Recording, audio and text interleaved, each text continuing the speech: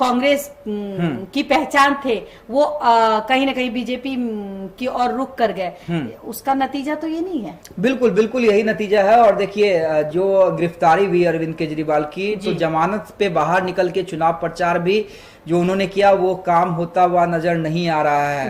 तो जैसे यूपी में बीजेपी को झटका लगा, दिल्ली में महागठबंधन इंडिया गठबंधन को झटका लगा।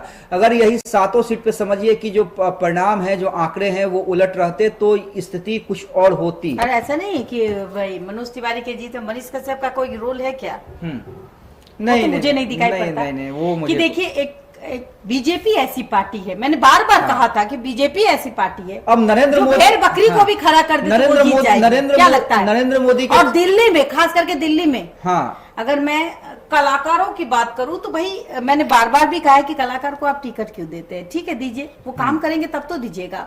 एक पार्टी का चेहरा होना चाहिए, जमीनी नेता। कहीं ना कहीं इस बार सांभवी चौधरी 1,76,000 वोटों से आगे। सांभवी चौधरी 1,76,000 वोटों से आगे। समझिए कि देश की सबसे युवा लड़की, जिसको प्रधानमंत्री ने कहा कि सबसे कम उम्र की सांसद है ये, आप इसको सांसद बनाइए और सदन में भेजिए जी। और सबसे कम उम्र की लड़की ने कमाल कर दिया। सबसे कम उम्र की लड़की ने कमाल कर दिया, 1 लाख वोटों से समस्तीपुर से आगे। और मेहनत भी की थी, बहुत मेहनत की थी। उसने वहां घर भी ले लिया, उसने वहां के लोगों का दिल भी जीता। उसने कहा भी कि आप मुझे मौका दे। देखिए वो जमीनी है, उनके पिता भी हैं और अशोक चौधरी की बेटी है, बहू है किशोर कुणाल की। और वहाँ उनके घर में जातिवाद नहीं है। अब देखा जाए बिल्कुल, तो वो कुणाल किस कास्ट से आते हैं, ये किस कास्ट से आती है, लेकिन कास्ट मायने नहीं रखता। उन्होंने एकता को मायने किया और इसी का कहीं फल तो नहीं मिला। बिल्कुल, देखिए इसका फल मिला। पढ़ी लिखी है, पति सायन कुणाल जो है बहुत समझदार और जितनी मेहनत, देखिए एक कहा जाता है ना बबीता जी कि किसी भी पति के जीत के आगे उसके पत्नी का हाथ होता है जी।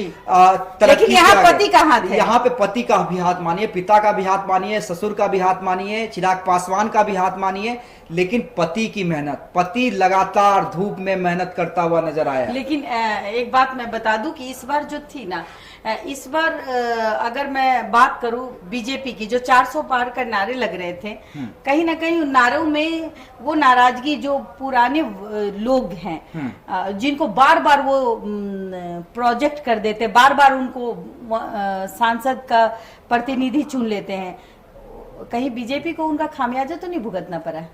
देखिए ये तो है। नहीं, मुझे लगता है कि एक्सपेरिमेंट ज्यादा हो गया इस बार बीजेपी।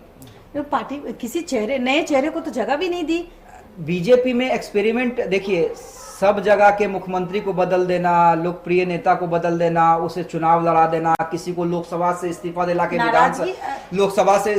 के विधानसभा चुनाव लड़वा देना। एक्सपेरिमेंट ज्यादा हुआ और इस पे बीजेपी के बड़े नेता शायद मंथन भी करे, आज ही मंथन करे।